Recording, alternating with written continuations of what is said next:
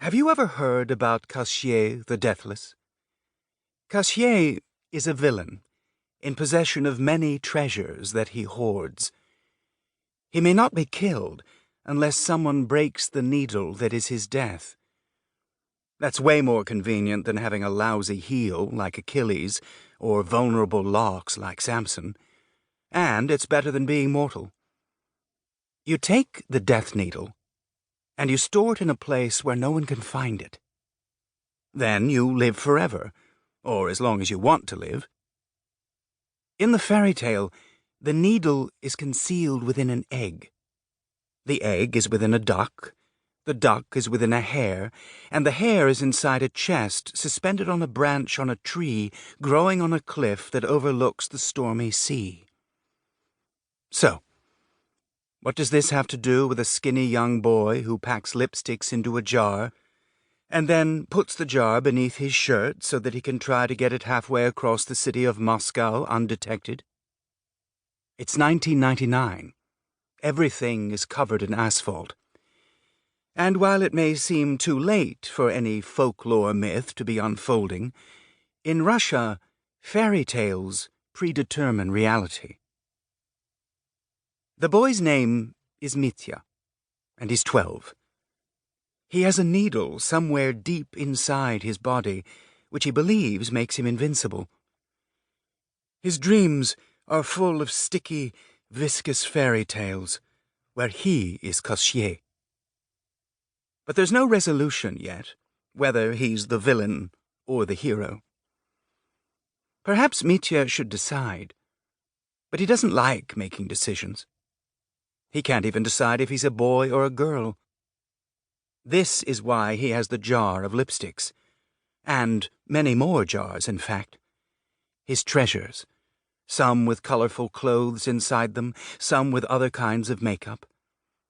And he's taken them from the pre-revolutionary apartment building on the old Arbat Street, where he grew up and where there were many convenient nooks to hide things, to a new apartment in one of the superblocks in the residential area called Chertanova, in the south of Moscow. It's a much smaller space, and Mitya is still figuring out how to store these jars in a way that his parents won't discover them. Mitya has had some fascinating events occur in his life lately. He almost solved a murder, almost committed another murder, almost moved to a new country.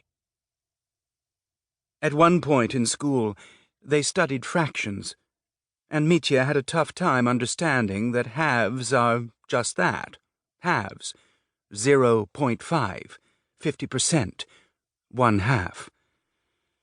What if one of them is bigger than the other? Mitya is not good at math, as you can see, but he's good at imagination. Mitya is utterly convinced that no one has ever looked at two halves long enough, or attentively enough. Now that his family is moving, because his parents have lost a lot of money in the recession and had to sell the apartment, Mitya is secretly excited. He knows that the other half of his life is starting, and that it's going to be better than the previous one. Besides, he's going to be 13 soon. Everyone is always so dismissive of the number 13, giving it a bad name. That Mitya knows for sure. The overlooked number is bitter. Recognize it, and it will make you happy. So Mitya thinks that at 13, he will be the happiest. After all, why shouldn't he be?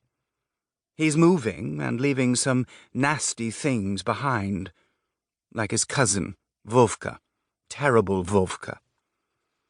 Mitya's father, Dmitry Fyodorovich, who is also Vovka's uncle, says that Vovka is staying behind so he can rot. Mitya silently agrees with his father, which doesn't happen often. It also makes him sad that the better half of Vovka's life is behind him.